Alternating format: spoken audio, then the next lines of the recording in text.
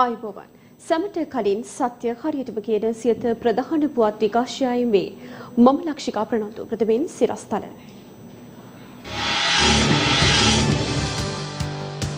අදත් කොරෝනා මරණ දෙකක්. සමස්ත මරණ සංඛ්‍යාව 48 දක්වා ඉහළට. කොළඹ නගරයෙන් කොවිඩ් ආසාදිතයින් වාර්තා වීම තවදුරටත් ඉහළයයි. ඊයේ දිනේට 350ක්. කොළඹ ප්‍රාදේශීය ලේකම් කාර්යාලයේ 5 දෙනෙකුටත් කොරෝනා. කොළඹ ජනතාවට PCR ගෙදරටම. පොලිසියේ කොවිඩ් ආසාදිතයින් සංඛ්‍යාව 686 දක්වා ඉහළයයි.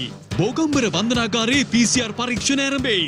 රැඳවියන් ආරම්භ කළ විරෝධතාවයත් අවසන්. සංචලන සීමා උල්ලංඝනය කරන පුද්ගලයන් අත්අඩංගුවට ගැනීමට ඩ්‍රෝන යානා. තහනම නොතකා බස්නාහිරින් පිටවන පුද්ගලයන් ස්වන් නිරෝධායනයට. කොරෝනා නව වෛරසය ළමුන්ට තරුණ කණ්ඩායම් සහ මැදිවිය පුද්ගලයන්ටත් වැළඳීමේ අවධානම ඉහළට. රජයේ වෛද්‍ය නිලධාරීන් පෙන්වා දෙයි. ආයතන තුලට කොරෝනා ඇතුළු වීම වැළැක්වීමට පියවර ගන්න වසංගත රෝග විද්‍යායකකේ ප්‍රධානී කියයි. දීපවාලී සැමරීමට විශේෂ සෞඛ්‍ය උපදෙස් මාලාවක්. 2020 විසර්ජන පනත දෙවෙනි වර කියවීමේ විවාදය ආරම්භයි. දිවයිනම ආවරණය වන පරිදි නිවාස ව්‍යාපෘති රැසක වැඩ එකවර අරමුණ ලෙසට ජනපතිගෙන් උපදෙස්. ප්‍රථමයෙන් දේශීය පුවත්. අද දිනේ තුල තවත් කොවිඩ් ආසාදිත මරණ දෙකක් වාර්තා වුණා. ඒ අනුව මෙරට සිදු වූ සමස්ත මරණ සංඛ්‍යාව 48 දක්වා ඉහළ ගොස් තිබෙනවා. මේ අතර ඊයේ දින නව කොවිඩ් ආසාදිතයින් 635ක් හමුවීමත් සමග මෙරට සමස්ත ආසාදිතයින් සංඛ්‍යාව 15350 දක්වා ඉහළ ගොස් ඇති බවයි වසංගත රෝග විද්‍යායකකය සඳහන් කළේ. COVID-19 වෛරසය ආසාදනය වීම හේතුවෙන් සිදු වූ මරණ දෙකක් පිළිබඳ තොරතුරු අද දින වාර්තා වුණා.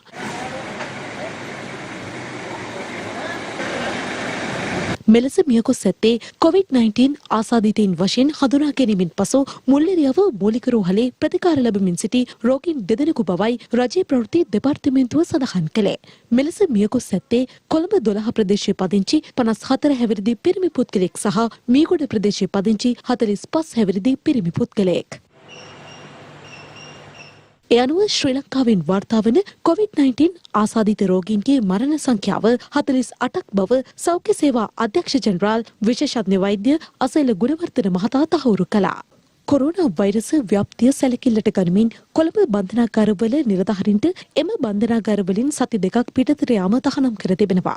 ඒ අනුව වැලිකඩ කාන්තා කොළඹ රිමාන්ඩ් සහ මැගසින් බන්ධනාගාරවල කිසිදු නිලධාරියෙකුට බන්ධනාගාරයෙන් පිටතට යාමට අවස්ථාව හිමිවන්නේ නැහැ. මේ අතර ඊයේ රාත්‍රිය වන විට බන්ධනාගාර ආශ්‍රිත කොරෝනා වෛරසය ආසාදනය වූ පුද්ගලයන්ගේ සංඛ්‍යාව 153ක් දක්වා ඉහළ ගියා. බන්ධනාගාර 7ක රඳවා සිටින රැඳවියන් 148 දෙනෙකු සහ බන්ධනාගාර නිලධාරීන් 5 දෙනෙකු ඊට ඇතුළත් වනවා. මේ අතර පැරණි බෝගම්බර බන්ධනාගාරයේ රැඳවියන් පිරිසක් වහලේ මත නැගී අද උදැසන විරෝධතාවයක් ආරම්භ කළා.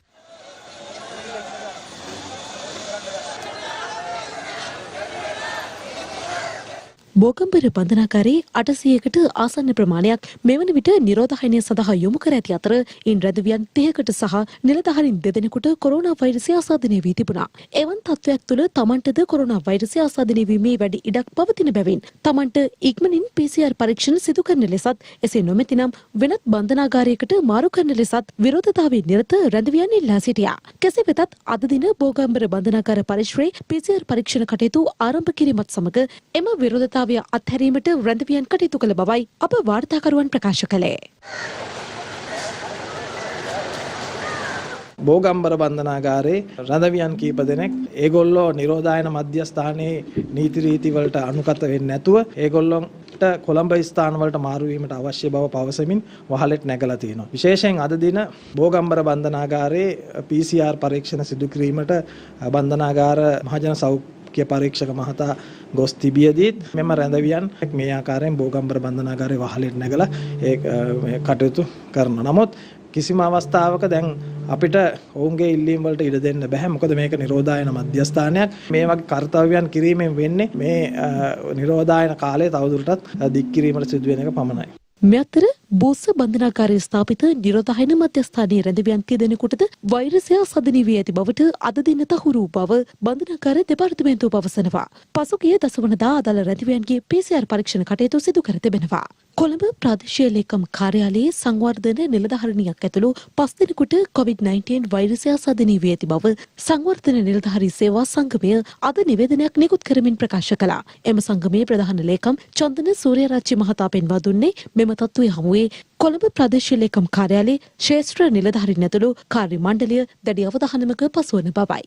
ඊයේ දිනේදී පැලියගොඩ සහ මිනුවන්ගොඩ බ්‍රැන්ඩෙක්ස් කොරෝනා පොකුරට අදාළව ආසාදිතයින් 625 දෙනෙකු වාර්තා වූ අතර විදේශගතව සිට පැමිණ නිරෝධායනයට යොමු කර සිටි තවත් 10 දෙනෙකුද ආසාදිතයින් ලෙස හඳුනා ගැනුණා. ඒ අනුව ඊයේ දින මෙරටින් ආසාදිතයින් 635 දෙනෙකු හඳුනා ගැනුණු අතර ඊයේ දින හඳුනාගත් ආසාදිතයින් අතුරින් 264 දෙනෙකුම වාර්තා වූයේ කොළඹ දිස්ත්‍රික්කයෙන්. මේ හඳුනාගත්තු අයගෙන් විශාල පිරිසක් බස්නාහිර පළාතෙන් 378 දෙනෙක් පමණ බස්නාහිර පළාතෙන් තමයි අපි හඳුනාගත්තේ. එයින් 253 දෙනෙක්ම කොළඹ මහනගර සභා සීමාව තුළ වාසය කරන අය විදිහට අපි හඳුනාගත්තා. ඒ වගේම තමයි බොහෝ අවස්ථාවලදී මේ නිවෙස්වලම සිටින අය, රෝග ලක්ෂණ තියෙන අය PCR පරීක්ෂා කිරීම සඳහා යොමු නොවෙන්න පුළුවන් අවශ්‍ය පරීක්ෂණ සඳහා. ඒ නිසා කොළඹ මහනගර සභා සීමාව තුළ නිවෙස් වලට ගිහිල්ලා PCR පරීක්ෂණ සඳහා සාම්පල ලබා ගැනීමට අවශ්‍ය කටයුතු මේ වන විට සම්පාදනය කරමින් පවතිනවා. මේ අවස්ථාවේදී ඉතාමත්ම වැදගත් දෙයක් තමයි COVID-19 රෝගය ආයතන තුල පැතිරීම. අපි යම්කිසි ප්‍රවණතාවයක් දකිනවා. යම්කිසි පුද්ගලයෙක් ඒ ආයතනයේ පුද්ගලයෙකුට COVID-19 තියෙනවා නම් ඒ පුද්ගලයා ආයතනයට පැමුණුනහම ඒ ආයතනය තුලදී නිසි සෞඛ්‍යාරක්ෂිතව හැසිරුනේ නැත්නම් ඒ ආයතනයේ සිටින අනිත් පුද්ගලයන්ට ඒ රෝගය වැළඳෙන්න පුළුවන්. ඒ තුලින් ඒ ආයතනය පුරාම ඒ රෝගය පැතිරෙන්න පුළුවන්. ඊයේ දිනේදී පොලිස් නිලධාරීන් 74 දෙනෙකු කොරෝනා ආසාදිතින් ලෙස හඳුනාගෙන තිබෙනවා. ඒ අනුව මේ වන විට ආසාදිත පොලිස් නිලධාරීන් ගණන 686ක් දක්වා ඉහළ ගොස් තිබෙනවා. මේ අතර අද පැවති මාධ්‍ය හමුවකට එක් වෙමින් පොලිස් මාධ්‍ය ප්‍රකාශක නියෝජ්‍ය පොලිස්පති අජිත් රෝහණ මහතාද අදහස් පළ කළා. මේ සියලු දෙනාම දැනට සතියකට දින 10කට පෙර නිරෝධායන මධ්‍යස්ථාන වලට රැගෙන ගිය පොලිස් නිලධාරීන් අතරින් බිහි වී තිබෙන්නේ බස්නාහිර පළාතේ. ඒ නිසා එම පොකුර දැනට අක්‍රිය වෙමින් පවතිනවා. සෑම විටම එම ආසාදිතයින් බිහි වෙන්නේ නිරෝධායන මධ්‍යස්ථාන වලින් පමණයි. සාමාන්‍ය රාජකාරී කරන නිලධාරීන් අතරින් කොවිඩ් ආසාදිතයින් බිහි වෙන්නේ නැහැ. එය තවදුරටත් පාලනය කිරීමට අවශ්‍ය සියලුම පියවරගෙන තිබෙනවා. 3000කට ආසන්න පොලිස් නිලධාරීන් නිරෝධායන මධ්‍යස්ථානවල නිරෝධායන වෙමින් සිටිනවා. මේ අතර කොළඹ මැනින් පොදු වෙළඳපොළට අනුයුක්ත කාර්ය මණ්ඩලවල මේ දක්වා PCR පරීක්ෂණ වලට ලක් නොවූ පිරිස වලට සිය තොරතුරු දැනුම් දීම සඳහා විශේෂ දුරකථන අංක කිහිපයක් පොලිසිය විසින් හඳුන්වා දී තිබෙනවා. අදාළ පුද්ගලයන්ගේ නම, ලිපිනය සහ ජාතික හැඳුනුම්පත් අංකය කැටි පණිවිඩයක් ඔස්සේ දැනුම් දෙන ලෙසටයි පොලිසිය ඉල්ලා සිටින්නේ. ගම්පහ මහනගර සභාවේ නාගරික මන්ත්‍රීවරයෙකුට කොරෝනා වෛරසය ආසාදනය වීම හේතුවෙන් ගම්පහ මහනගර සභාවේ නාගරික මන්ත්‍රීවරුන් ඇතුළු කාර්ය මණ්ඩලයේ පිරිසක් නිවෙස් තුළ නිරෝධායනයට ලක් කර තිබෙනවා. බලංගොඩ පින්නවල වලවවත්ත ප්‍රදේශයේ පුද්ගලයෙකුට COVID-19 වෛරසය ආසාදනය වී ඇති බව ඊයේ තහවුරු වී තිබෙනවා. හදිසි අනතුරක් හේතුවෙන් ප්‍රතිකාර සඳහා කොළඹ ජාතික රෝහලට ඇතුළත් වූ ඔහුගේ බිරිඳ බැලීමට පසුගියදා එම පුද්ගලයා කොළඹ ජාතික රෝහල වෙත පැමිණ ඇති අතර ඉන් අනතුරුව අනාවරණය වී ඇත්තේ බිරිඳටද වෛරසය ආසාදනය වී ඇති බවයි.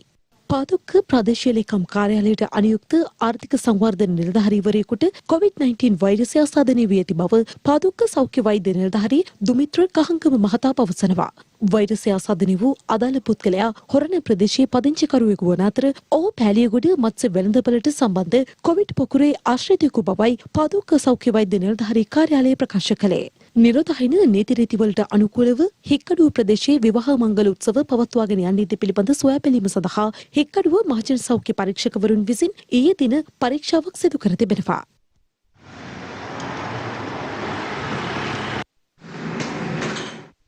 චයිනා හාබර් ඉංජිනේරීන් සමාගම මගින් කොළඹ 13 ප්‍රදේශයේ සිදු කරගෙන යනු ලබන ව්‍යාපෘතියක සේවයේ නියුතු චීන ජාතිකයින් සිව් දෙනෙක් සහ මෙරට සේවකින් දෙදෙනෙක් කොවිඩ් ආසාදිතයින් ලෙස හඳුනාගෙන තිබෙනවා. ඔවුන් නවතැන්ගෙන තිබුණේ කොළඹ වරාය නගර ඉදිකිරීම් භූමියේ පිහිටා ඇති තාවකාලික ගොඩනැගිල්ලකයි. එම ආයතනයේ සියලු සේවකයන් PCR පරීක්ෂණ සඳහා ලක් කළ අවස්ථාවේදී එම ආසාදිතයින් හමු වී තිබෙනවා. මේ පිළිබඳ නිවේදනයක් නිකුත් කරමින් කොළඹ පෝර්ට් සිටිය පැවසුවේ එම ගොඩනැගිල්ලේ නවතැන්ගෙන සිටින්නේ කොළඹ 13 ව්‍යාපෘතියේ සේවකින් පමණක් බවත් ඔවුන් සහ කොළඹ පෝර්ට් සිටි ව්‍යාපෘතියේ සේවකින් එකට මුසු නොවන බවයි. එම ආසාදිතයින් හඳුනා ගැනීමෙන් පසු නවතැන පිහිටා ඇති ගොඩනැගිල්ල හුදකලා කළ බවත් එම ස්ථානයට දැඩි සංචලන සීමා පනවා ඇති බවත් එම නිවේදනයේ දැක්වෙනවා. කොළඹ පෝර්ට් සිටි ප්‍රධාන ව්‍යාපෘති කටයුතු මෙවන විට සාමාන්‍ය පරිදි සිදුවන බවයි එම සමාගම ප්‍රකාශ කළේ. මෙතර එළඹෙන නොවැම්බර් මාස 14 සහ 15 යන දෙදින තුල දහවනියට නියමිතව තිබූ සියලුම මගී දුම්රිය අවලංගු කර තිබෙනවා. දුම්රිය සාමාන්‍ය අධිකාරී MJD ප්‍රනාන්දු මහතා නිවේදනයක් නිකුත් කරමින් සඳහන් කළේ නොවැම්බර් මාස 16 වන දින සුපුරුදු පරිදි දුම්රිය දහවනය වන බවයි. ඒ අතර සියලු කාර්යාල දුම්රිය සහ ප්‍රාදේශීය වශයෙන්ද එදින දුම්රිය දහවනය කරන බවද ඒ මහතා ප්‍රකාශ කළා. කොවිඩ් වෛරසය වැළඳීමෙන් සැබෑ ලෙසම බියකුත් ඇත්තේ පුද්ගලයන් 5 දෙනෙකු පමණක් බව යුද හමුදාපති ලුතිනන්ට් ජෙනරාල් ශවේන්ද්‍ර සිල්වා මහතා පවසනවා. අද කොළඹදී පැවති උත්සවයකින් අනතුරුව මාධ්‍ය වෙත අදහස් දක්වමින් යුද හමුදාපතිවරයා වැඩිදුරටත් ප්‍රකාශ කළේ කොවිඩ් එක් රෝගියෙකු හෝ රට තුළ සිටී නම් එය භයානක තත්ත්වයක් බවයි. පසුගිය දින කිහිපයේදී සෑම දිනකම වගේ එක් පුද්ගලයෙක් හෝ මරණයට පත් වුණ අවස්ථා දකින්න අපි ප්‍රථම වතාවේ අපි දැක්කා 3000ක් පමණ ආසාදිතයන් සොයා ගන්න අවස්ථාවේදී අපේ හිටියා සාමාන්‍යයෙන් 13 දෙනෙක් විතර මරණයට පත් වුණා. මෙවැනි සුවිශේෂී විශාල සංඛ්‍යාවක් ආසාදනය වෙන තත්ත්වය බැලුවම ඒට සමගාමීව යම්කිසි ප්‍රමාණයක් මේ ආකාරයෙන් අද වෙනකොට මරණයට පත් වෙලා තිබෙනවා. මේ වැදගත්ම කාර්යය වන්නේ මේ මරණයට පත් වුණු අතරින් මේ වනතෙක් වාර්තා වන සෞඛ්‍ය අමාත්‍යාංශයේ ලේකම්තුමා අපට පැවසූ පරිදි 5 දෙනෙක් පමණයි කොවිඩ් කියන ආසාදනයෙන් පමණක් මිය ගිය අයවලුන් ඉන්නේ. ඉතුරු අයවලුන් මිය ගොස් තිබෙන්නේ වෙනකුත් නිදන් රෝග සම්බන්ධයෙන් පෙළෙමින් සිටිය අයවලුන්. සමහර අවස්ථාවලදී දැන් ඊයේ දිනේදී පෙරේදා දිනේ විශේෂම දැක්කා ඇඳන් වලටම වෙලා ඉන්න ආකාරයේ පිළිකා රෝගයකින් ඒ වගේ කට්ටියක් එක්කෙනෙක් දෙන්නෙක් මිය ගොස් තිබුණා. උදකලා කරා තිබ්බත් ගිලන් රථයක් ගෙන්නගෙන රෝහලක් වෙත ගෙන ඒමේ ක්‍රමවේදයක් හදලා තිබෙන රටක ඒ පුද්ගලයා හෝ යම්කිසි පුද්ගලයෙක් හෝ ඒ පුද්ගලයා සමග සිටින පවුලේ නිවසේ ඒ අයවලුන් මතක තබා ගන්න ඕනේ මේකෙන් හැවිච්ච හැම එක්කෙනාම මරණ තත්ත්වයක් නෙමෙයි තිබෙන්නේ. මේ ආසාදිතයන් වාර්තා වන සංඛ්‍යාවන් වැඩිවීමද අපි දකින්නේ එක තැන විශාල සංඛ්‍යාවක් වාර්තා වෙන තත්ත්වයන් තිබෙනවා. කොවිඩ් කියන එක ඉතාමත් භයානකයි. කොවිඩ් එක් පුද්ගලයෙක් හෝ රටේ ඉන්නවා නම් භයානකකම නැහැයි කියන්න බෑ. කොවිඩ් තියන තාක්කල් අපි හිතා ගන්න ඕනේ භයානකයි. අවදානම් තත්ත්වය බැරෑරුම්. ඉතින් ඒක නැහැ කියන්න බෑ කාටවත්. ඉතින් ඒකින්ද කොවිඩ් රටෙන් තුරන් කරන තුරු තත්ත්වය අවදානම් කියන වචනේ තමයි අපිට භාවිතා කරන්න වෙන්නේ. මේ වන විට බැදිවියේ පුද්ගලයන් COVID-19 ආසාදනය වීම හේතුවෙන් මියයාමේ ප්‍රවණතාවය ඉහළ ගොස් ඇති බව රජයේ වෛද්‍ය නිලධාරීන්ගේ සංගමයේ සංස්කාරක වෛද්‍ය හරිත අලුත්ගේ මහතා පවසනවා.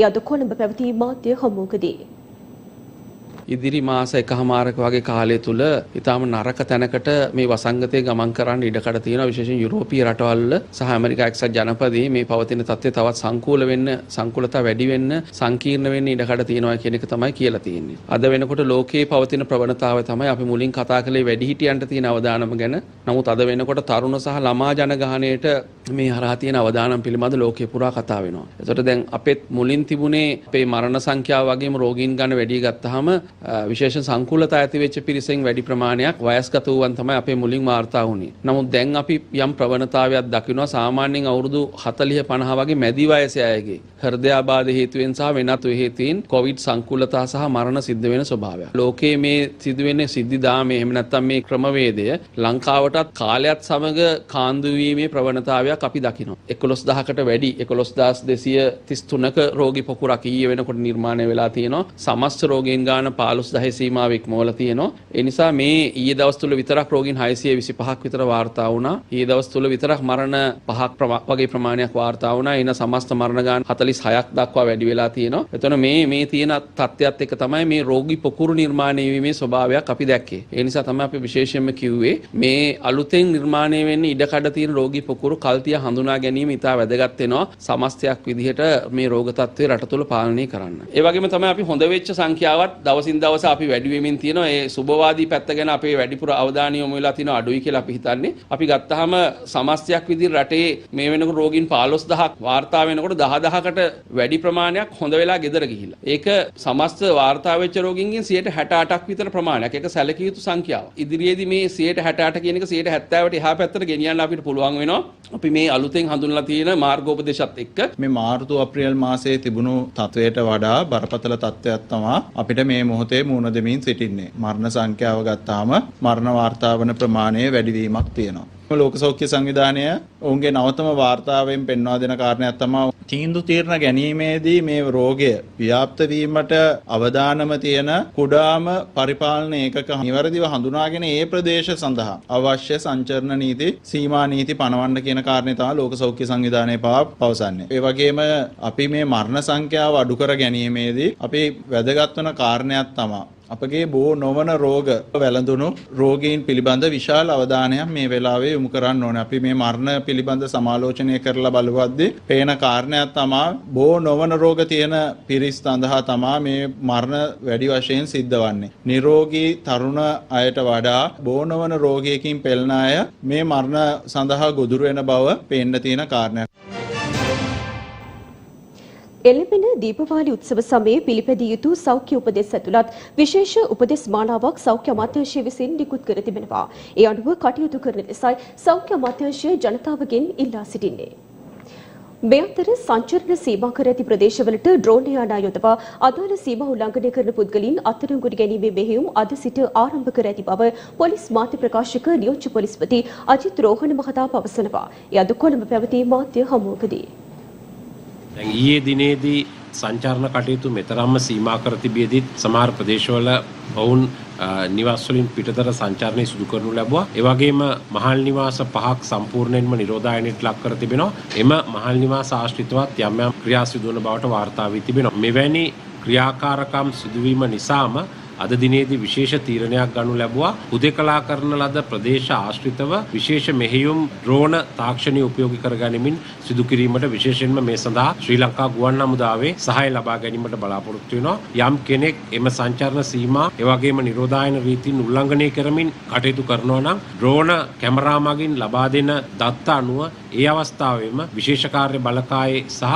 පොලිසියේ කණ්ඩායම් යොදවා අදාළ පුද්ගලයන් අත්අඩංගුවට ගැනීමට ක්‍රියා කරනු ලබනවා. මේ මෙහෙයුම අද සවස් කාලයේ ආරම්භ කර ක්‍රියාත්මක කරනවා. බස්නාහිර පළාතෙන් පිටවීම ලබන ඉරිදා රාත්‍රිය වනතුරු තහනම් කර තිබෙනවා. විශේෂයෙන්ම අපි ප්‍රාදේශීය පොලිස් ස්ථානවලට දැනුම් දී තිබෙනවා. යම්කිසි කෙනෙක් මෙම නියෝගය නිකුත් කළාට පසු අද දින උදෑසන සිට ලංකාවේ වෙනත් පළාතකට පැමිණලා තියෙනවා නම් බස්නාහිර පළාතේ ඉඳලා ඒ අය ගැන පරීක්ෂා කරන්න කියලා. එහෙම කවුරු හරි කෙනෙක් පැමිණලා තියෙනවා නම් නිසි අවසරයක් නොලබා විශේෂයෙන්ම ඒ අය යම් නිවසක නැත්නම් නවාතැන් පොලක විවේකාගාරයක ඉන්නවා නම් ඒ අය සෞඛ්‍ය බලධාරීන්ගේ උපදෙස් ලබාගෙන එම ස්ථානයේම දින 14ක නිරෝධායනය කිරීමට අවශ්‍ය කටයුතු සිදු කරනවා. ඉන් පසුව ඔවුන් නිරෝධායන නියෝගයට පටහැනිව කටයුතු කිරීම සම්බන්ධයෙන් නඩු පැවරීමට බලාපොරොත්තු වෙනවා. කොළඹ මහනුවර මාර්ගයේ බස්නාහිර සහ සබරගමු පළාත් මායිම් වෙන්වන දංගෝවිට හැලකල පොලිස් මුරපොලේ ආරක්ෂක තත්ත්වය පිළිබඳව සොයා බැලීමට බස්නාහිර පළාත භාර ජ්‍යෙෂ්ඨ නියෝජ්‍ය පොලිස්පති දේශබන්දු තෙන්නකෝන් මහතා අද පැමිණියා. එහිදී රාජකාරී නිරත පොලිස් නිලධාරීන්ට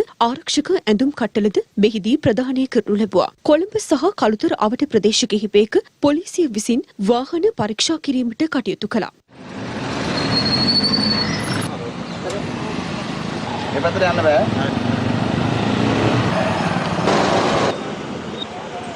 මේ අතර ගාල්ල සිට කොළඹ පළාත් දහවනේ වූ දුම්රියවල මගීන්ගේ අඩුවක් දක්නට ලැබුණු බවයි අප වාර්තාකරුවන් ප්‍රකාශ කළේ. ඊයේ දිනේදී රජය විසින් ප්‍රකාශයට පත් කරන ලද ආකාරයටම බස්නාහිර පළාතෙන් පිටතට බස් රථ ධාවනය කිරීම අපි සම්පූර්ණයෙන්ම නවත්තලා තියෙනවා. දුර සේවා බස් රථ කොළඹ බස්නාහිර පළාතට පැමිණීමත් බස්නාහිර පළාතේ සිට වෙනත් ප්‍රදේශවලට ගමන් කිරීමත් සම්පූර්ණයෙන්ම නවත්තලා තියෙනවා. ලබන සෞන්දාවන තෙක් ලබන සෞන්දාවන විට නැවත කාර්යාල ප්‍රවාහනය සඳහා මෙම බස් රථ දුරගමන් සේවා බස් රථ නැවත ආරම්භ කරන්නට අපි කටයුතු කරනවා. ඉදිරියේදීත් අපි බලාපොරොත්තු වෙනවා මේ ආකාරයටම සෞඛ්‍ය උපදෙස් මත අපේ බස් රථ ධාවනය සිදු කරගෙන යන්න.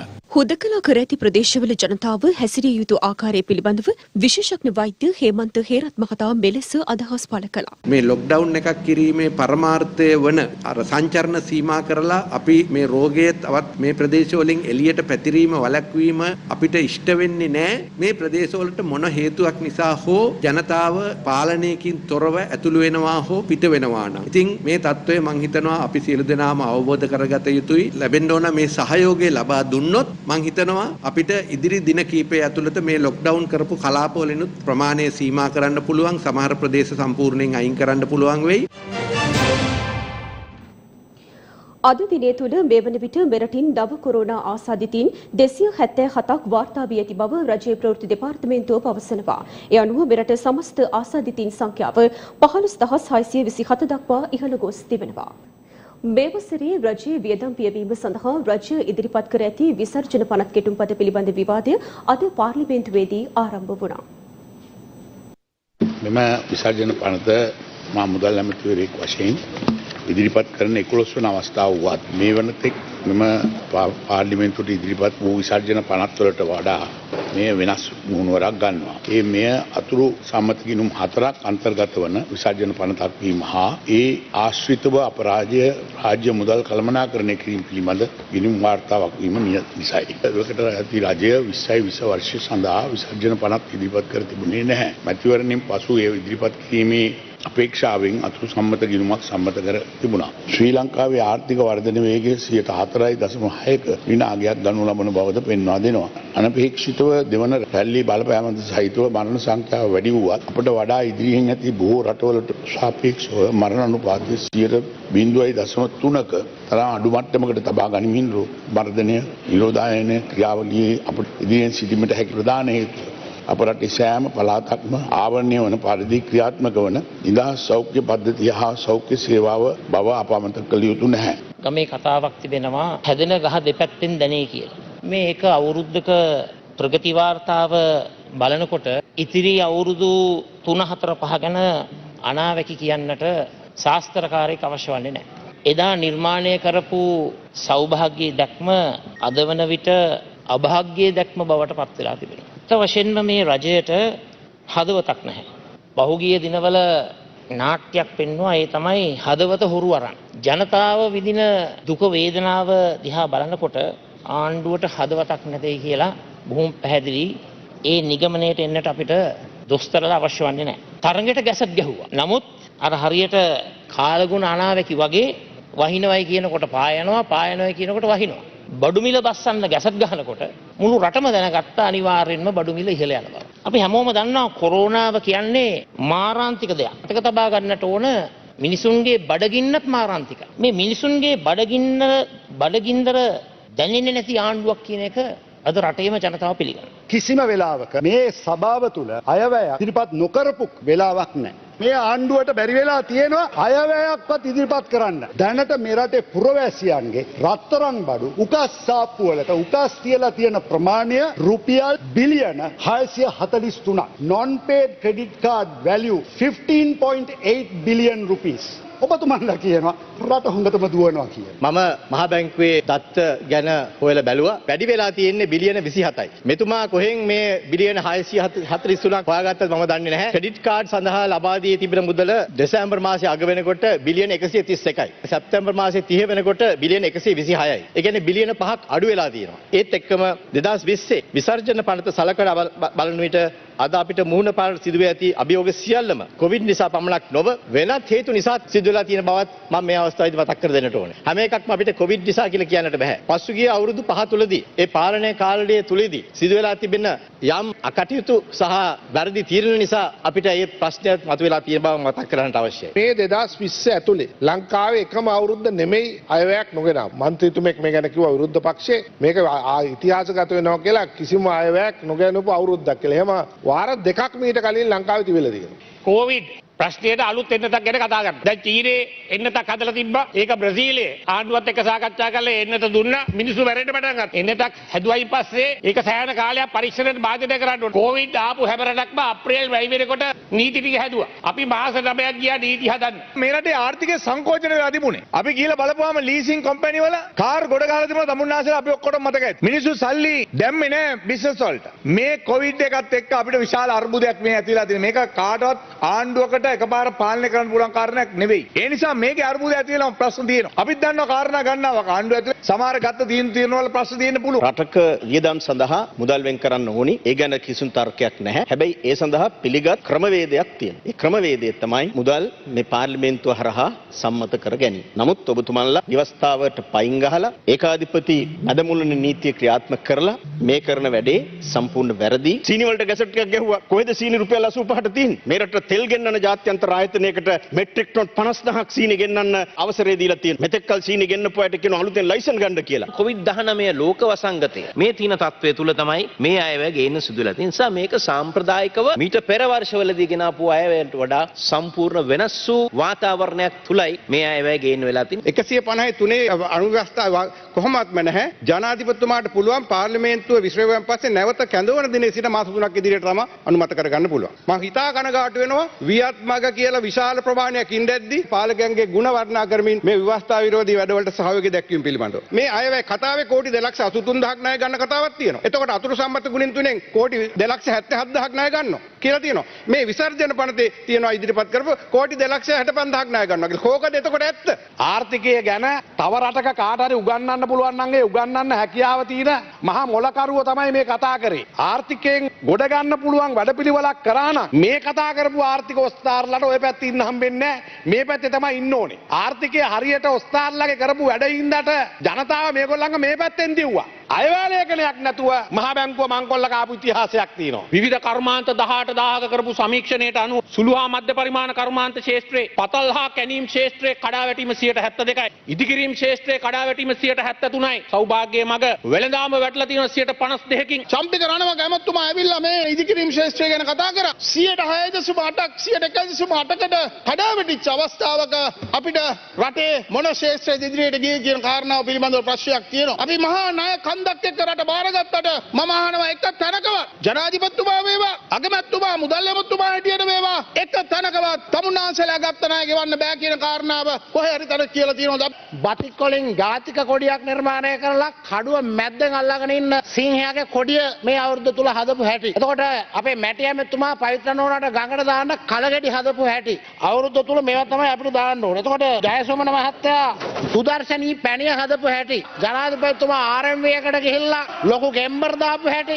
ඒ විතරක් නෙමෙයි සීතනෝනාගේ ටෝච් එක සහ කුඩේ කියන කෙටි චිත්‍රපටිය. දැන් මේ අවුරුද්ද අතුරත හදන්න තියෙන කෙටි චිත්‍රපටි ටික මම මේ කියන්නේ. කොරෝනා වසංගතයේ දෙවනි රැල්ල පාලනය කරපු ආකාරය ගැන කියන්නේ නැහැ. එතුමාට අමතකයි එතුමාලාගේම පක්ෂයේ ඉන්න නායකයෙක් මේ පාර්ලිමේන්තුව ඇතර ඇවිල්ලා මේ පාර්ලිමේන්තුවේ හැම පුටුවකම ඌරුතල් ගෑවා. දිවයිනේ ප්‍රදේශ ගණනාවක් ආවරණය වන පරිදි අඩු මධ්‍ය සහ ඉහළ මධ්‍යම ආදායම්ලාභීන් වෙනුවෙන් නිවාස ව්‍යාපෘති රැසක වැඩ එකවර ආරම්භ ලෙස ජනාධිපති ගෝඨාභය රාජපක්ෂ මහතා විසින් ඉදිකිරීම් ක්ෂේත්‍රයේ ප්‍රමුඛයින්ට දැනුම් දී තිබෙනවා.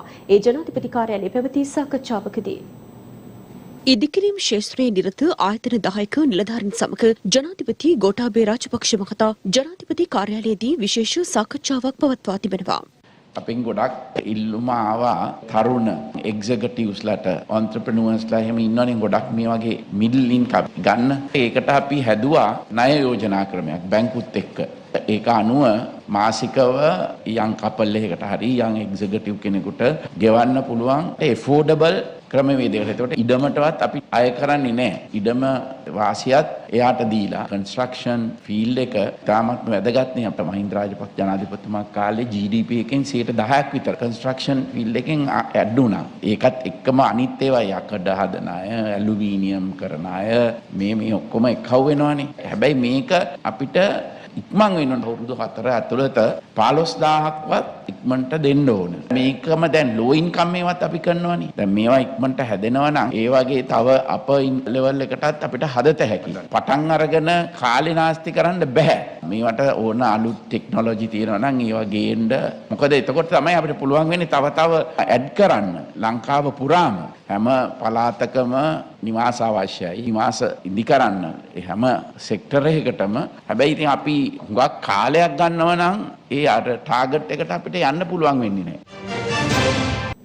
පාස්කු ප්‍රහාරයට සහ බැඳුම්කර වංචාවට සම්බන්ධ පුද්ගලයින්ට දඬුවම් ලබා දීමට රජය පසුබට වන බව පාර්ලිමේන්තු මන්ත්‍රී ඉරාන් වික්‍රමරත්න මහතා පවසනවා. එය අද විපක්ෂ நாயක කාර්යාලයේ පැවති මාධ්‍ය හමුවකදී ඡන්දෙට ඉස්සර දිගින් දිගටම ඇවිල්ලා කිව්වා බැඳුම් කර හොරුන්ට අනිවාර්යයෙන්ම දඬුවම් දෙනවා කියලා කිව්වා. දැන් අලුත් ජනාධිපතිතුමා පත් වෙලා අවුරුද්දක් වෙන්න යනවා ලබන සතිය. නමුත් තාම නෑනේ. දැන් අර බැඳුම් කර හොරු වහනවා වගේ පාස්කු ඉරුදින ප්‍රහාරයට වගකිව යුත්තනොත් වහනවා කියලා අපිට සැකයක් තියෙනවා කියලා ප්‍රකාශ කරන්නට ඕනේ. අර මාකන්දුරේ මදුෂ් ඝාතනය කළා. දැන් මාකන්දුරේ මදුෂ් 2019 මැයි මාසෙ තමයි මේ රටට ගෙනාවේ. මදුෂ් කියන පුද්ගලයා ජාවාරම්කාරයෙක් කුඩු ව්‍යාපාරයට සම්බන්ධයි එක දේවල් කරලා තියෙනවා. අපි ඒව එකක්වත් අනුමත කරන්නේ නැහැ. හැබැයි අපි හැමතිස්සෙම අපි කියනවා දඬුවම් කරන්න ඕනේ අධිකරණය හරහායි. නමුත් අපිට දැන් සැකයක් ඇති වෙනවා. 2019 මැයි මාසයේ ඉඳලා ඒ පුද්ගලයා අත්අඩංගුවේ ඉඳලා තියෙනවා නම් ඉතින් එච්චර වැදගත් සාක්ෂිකාරයෙක් නම් මොකද මේ එකපාරින්ම ඔහුගේ ජීවිතය අහිමි වුණේ. ඉබේටම සැකයක් ඇති වෙනවනේ. මෙතුමා දුන්න සාක්ෂි වලින් මේ රටේ දේශපාලඥයන් උසස් නිලධාරීන් දේශපාලඥයන්ගේ නම් සමහරට හෙලි කරන්නට ඇති. ඉතින් මෙතුමාගේ ජීවිතය අහිමි කළපුවාම ඒ සාක්ෂි ඔක්කොම නැතුව යනවා. ඒව ගැන හොයලා බලන්න බෑ. හැමතිස්සෙම අපි හොයාගෙන යන්න ඕනේ ඇත්තටම කවුද ඒවා පිටිපස්සේ ඉන්නේ ඒ අයට තමයි දඬුවම් කරන්නට ඕනේ. ඔබතුමිය හිටපු අධිකරණ ඇමතුමිය පෙර ප්‍රශ්නේ තමයි එන්නේ මේ മന്ത്രിවරුන්ගේ දීමනා වැඩි කිරීම ගැන කතා කරද්දී එතනදී කියලා තියෙන්නේ අධිකරණ පද්ධතිය වැඩි වෙනවා නම් ඒ හා සමානව වැඩි වෙති කියලා පෙන්වා දී තිබෙනවා කියලා තමයි කියන්නේ. දැන් එහෙම පෙන්වා දෙන්න පුළුවන්ද? මේ වෙලාවේදී මේ වගේ කතා බහක් විපක්ෂ නියෝජනය කරන අය අතර වාර නම් එහෙම එකක් ඇති වුණේ නැහැ. විශේෂයෙන්ම සමගි ජන බලවේගයේ අපි එහෙම ඉල්ලීමක් කරලත් නැහැ. මෙහෙම ඒ කාලේ වුණා කියන තැනක කවුරු හරි කරපු දෙයක් තමයි මේ ලොකු අර සාමාන්‍ය විදියට තරහ වෙන්න එපා කිව්වට මඩ ෆැක්ටරිනේ තියෙන්නේ මාධ්‍ය ආයතන නෙමෙයිනේ මඩ ෆැක්ටරි වට කියන්නේ. දැන් මඩ ගහපු අයට මඩ ෆැක්ටරි හදපු අයට දැන් මඩ වැදෙනකොට සීලාචාර මාධ්‍යයක් ගොඩනගන්න ඕනේ කියලා දැන් කතා කරනවා. දැන් ওই සීලාචාර මාධ්‍ය ගොඩනගන්න යනකොට අර බොරු දේවල් මවලා කැලණිගඟෙන් නයියන එක උලුප්ප පෙන්නලා ඒ වෙලාවේදී ওই සීලාචාර මාධ්‍ය ඔය කතා කරන එක්කෙනාට දැනෙන්න තිබුණේ. ඔන්න ඔය මඩ ෆැක්ටරි වල වැඩ තමයි ඔය තියෙන්නේ. කොරෝනා දෙවන තුන්වන රැලි හරහා යම්කිසි ව්‍යාප්තියක් රට තුළ පැවතියද තවමත් අනිකුත් රටවලට වඩා කොරෝනා ව්‍යාප්තිය පාලනය සම්බන්ධයෙන් ශ්‍රී ලංකාව ඉදිරියෙන් සිටින බව පාර්ලිමේන්තු මන්ත්‍රී එස්.බී. දිසානායක මහතා පවසනවා. එය අද කොළඹ පැවති මාධ්‍ය හමුවකට එක්වෙමින්. දැන් මේ කොරෝනා වසංගතය මේක පක්ෂයේ සහ ආණ්ඩු විරෝධී කණ්ඩායම් වල බයිට් එක බවට පත්. මේ අය ආණ්ඩුව විවේචනය කරන්න ආණ්ඩුවට පහර දෙන්න මේ කරන විවේචන හැම එකකින්ම පහර වදින්නේ මේ කොරෝනා වසංගතය මර්ධනය කිරීම සඳහා හිත පරිත්‍යාගයෙන් කැපවෙලා ඉන්න සෞඛ්‍ය නිලධාරීන්ට වෛද්‍යවරුන්ට සෞඛ්‍ය අමාත්‍යාංශයේ ප්‍රධානීන්ට පොලිසියට හා ත්‍රිවිධ හමුදාවට කියන එක අමතක කරන්න එපා. හමුදාව හා පොලිසිය යොදාගෙන කරන කාර්ය ඒ සියලුම දේවල් සෞඛ්‍ය බලධාරීන්ගේ නිර්දේශ මත කරන බවත් මේ වෙනකොටත් අපේ මේ දෙවෙනි තුන්වෙනි රැලි හරහා යම්කිසි ව්‍යාප්තියක් රට තුළ තිබුණා. අදත් ලෝකයේ අනිත් සියලුම රටවලට වඩා ඉදිරියේ ශ්‍රී ලංකාව මේ කොරෝනා විවසනයේ මර්ධනයේදී ඉදිරියෙන්ම ඉන්න බව අපේ රටේ ජනතාව මේ විපක්ෂයේ සහෝදර පක්ෂ අමතක කරන්න හොඳ නැහැ. ශ්‍රී ලංකා යුද හමුදාව විසින් පළමු වරට ඩ්‍රෝන රෙජිමේන්තුවක් පිහිටුවීමට පියවරගෙන තිබෙනවා. වසර 30ක යුද්ධය නිමා කරමින් වෘත්තීය යුද හමුදාවක් වශයෙන් අවතීර්ණ වන ශ්‍රී ලංකා යුද හමුදාවේ ඉතා වැදගත් සුවිශේෂී සන්ධිස්ථානයක් සටහන් කිරීමට අද දින සමත් වුණා. ඒ ශ්‍රී ලංකා යුද හමුදාවේ ඩ්‍රෝන රෙජිමේන්තුව යුද හමුදාපතිතුමන් විසින් අද දින ආරම්භ කිරීමයි.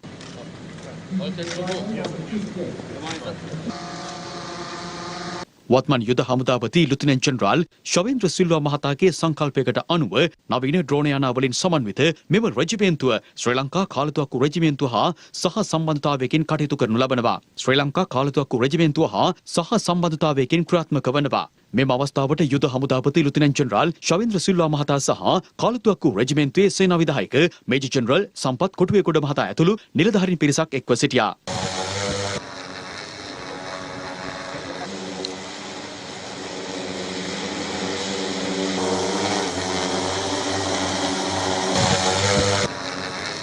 ශ්‍රී ලංකා යුද හමුදාවට අද ඓතිහාසික දිනයක් වනු ලබනවා. ඊට හේතු වන්නේ ශ්‍රී ලංකා යුද හමුදාවට අත්‍යවශ්‍ය වූ අංගයක් හැටියට මෙතෙක් අඩුපාඩුවක් තිබුණු ඩ්‍රෝන රෙජිමේන්තුවක් ශ්‍රී ලංකාව තුළ අද දිනේදී ස්ථාපිත කිරීමට කටයුතු කිරීමයි. රටේ ජනතාවත් ආරක්ෂා කිරීම යුද හමුදාව සතු කර්තව්‍යයක් වෙනවා. ඒ වගේම තමයි ශ්‍රී ලංකා ගුවන් හමුදාව ශ්‍රී ලංකා යුද හමුදාවේ භූමියේ කළ යුතු ක්‍රියාකාරකම් වෙනුවෙන් ගුවනේ සිට අප වෙත ලබා දිය යුතු සියලුම සහායන් ලබා දෙමින් සිටියා. අපි ලබා දීමට ඉදිරියේදීත් කටයුතු කළ යුතුව තිබෙනවා. දැන් ව්‍යාපාරික පුවත් විශේෂාංකය. ශ්‍රී ලංකාවේ ප්‍රමුඛතම සංනිවේදන සම්පාදකයා වන ඩයලොග් ආසියාටා PLC සෞඛ්‍ය අමාත්‍යාංශයේ ඉල්ලීමකට අනුව හෝමාගම මූලික රෝහලට ඇඳන් 10කින් යුත් පූර්ණ ක්‍රියාකාරී දැඩි සත්කාර ඒකකයක් පරිත්‍යාග කිරීමට කටයුතු කර තිබෙනවා. COVID-19 ගෝලීය වසංගතය හමුවේ ජාතික සෞඛ්‍ය සේවය සොයිබල ගැන්වීම සඳහා ඩයලොග් ආසියාටා PLC සමාගම ලබා දෙන දායකත්වයේ තවත් අධීරක් ලෙසයි මෙම සත්කාරය ක්‍රියාත්මක වුණේ. ඩයලොග් ආසියාටා සමාගම මේ රටේ සෞඛ්‍ය සංවර්ධනය වෙනුවෙන් විශාල දායකත්වයක් ලබා දෙන මානුෂීය හදවතක් තිබෙන සමාගම. ලංකාවේ ආසාදිතයින් COVID-19 රෝගයෙන් හමු වීමට පටන් ගත්තට පස්සේ අපි ඉල්ලීමක් කරා ඩයලොග් ආසියාටා සමාගමට අපට මේ සෞඛ්‍ය ක්ෂේත්‍රය ශක්තිමත් කරන්න උපකාර කරන්න කියලා. ඒ අනුව ලක්ෂ 2000ක මුදලක් ඩයලොග් ආසියාටා සමාගම වෙන් කළා. ඩයලොග් ආසියාටා සමාගම අපේ ගුවන් තොටුපළේ PCR පරීක්ෂණාගාරයක් ඉදි කළා. මීගමුව රෝහලට මෙවැනිම දැඩි සත්කාර ඒකකයක් ලබා දුන්නා. අද හෝමාගම රෝහලට ඇඳන් 10කින් යුතු දැඩි සත්කාර ඒකකයක් ලබා දීම අපි කාගේ ගෞරවයට මේ රටේ ජනතාවගේ ප්‍රශංසාවට පත් විය යුතු කාරණයක්. අපි ස්තුතිවන්ත ඩයලොග් සමාගම මේ රටේ ජනතාව වෙනුවෙන් මේ කරන ලද කැපකිරීම සහ දායකත්වයේ සම්බන්ධයෙන්. තා විශාල ජනතාවකට සේවය සලසන හෝමගම රෝහලට දීර්ඝ කාලයක් තිස්සේ පටන් පැවතුණු අඩුපාඩුවක් තමයි දැඩි සත්කාර ඒකකයන් නොමැති වීම. නවීන පහසුකම් හා උපකරණ සහිතව හෝමගම රෝහලට මෙවැනි දැඩි සත්කාර ඒකකයන් ලබා දීම සම්බන්ධයෙන් ඩයලොග් සමාගමට අපේ රජයේ ගෞරවය ස්තුතිය පළ කරන්නට කැමැතියි. දැන් රටවටා පුවත් කිහිපයක් කෙටියෙන්. රත්මල් ගහවැව වේවල්කෙටිය ප්‍රදේශයේ ගම්බදින වනාලීන් පළවා හැරීමේ මෙහෙයුමක නිරතව සිටි අනුරාධපුර වනජීවී කාර්යාලයේ නිලධාරීන් පිරිසක් ගමන් කළ කැබ් රථයට වනාලියෙක් විසින් පහර දී තිබෙනවා. මෙම පහර දීමෙන් කිසිවෙකුටත් හානි සිදු වී නොමැති අතර කැබ් රථයට දැඩි අලාභ හානි සිදු වී ඇති බවයි අප වාර්තාකරු සඳහන් කළේ. මුහුදුබඩ දුම්රිය මාර්ගයේ වතුගෙදර තොටවත්ත දුම්රිය හරස් මාර්ගයේදී කොළඹ සිට ගාල්ල දක්වා දහවනය වූ රුහුණු කුමාරී දුම්රියේ ත්‍රිරෝද රථයක් ගැටි අනතුරක් සිදුව තිබෙනවා. අනතුරින් ත්‍රිරෝද රථයේ රියදුරු ඇතුළු තිදෙනෙක් බරපතල තුවාල ලබා රෝහල්ගත කර ඇති බවයි පොලිසිය සඳහන් කළේ. කල්පිටිය බත්තලංගුණ්ඩුව දූපතේ වෙරළට බරපතල තුවාල සහිතව ගොඩගසා සිටි කැස්බෑවෙක් දීවරින් විසින් බේරාගෙන තිබෙනවා. අනතුරුව එම කැස්බෑවා කන්දකුලිය වනජීවී ඒකකයට බහර දීමට කටයුතු කර ඇති බවයි වාර්තා වන්නේ. ප්‍රධාන පුවත් විකාශය අවසන්. තවත් උණුසුම් පුවත් දැනගැනීමට පිවිසෙන්න ලංකාවේ අංක 1 සිංහල වෙබ් අඩවිය www.siethanews.lk අපගේ වෙබ් අඩවියට. යලිත් හමුවෙමු රාත්‍රී 9:35ට. ඔබට සුබ සන්ධ්‍යාවක්.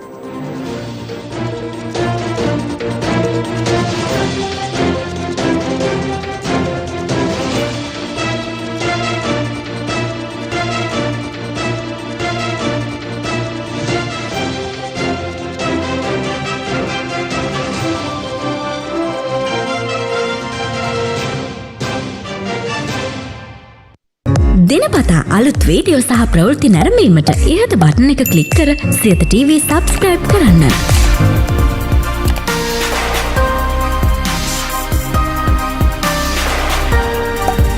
අලුත් වීඩියෝ ගැන මුලින්ම දැනගන්න මෙම සීනුව ක්ලික් කරන්න.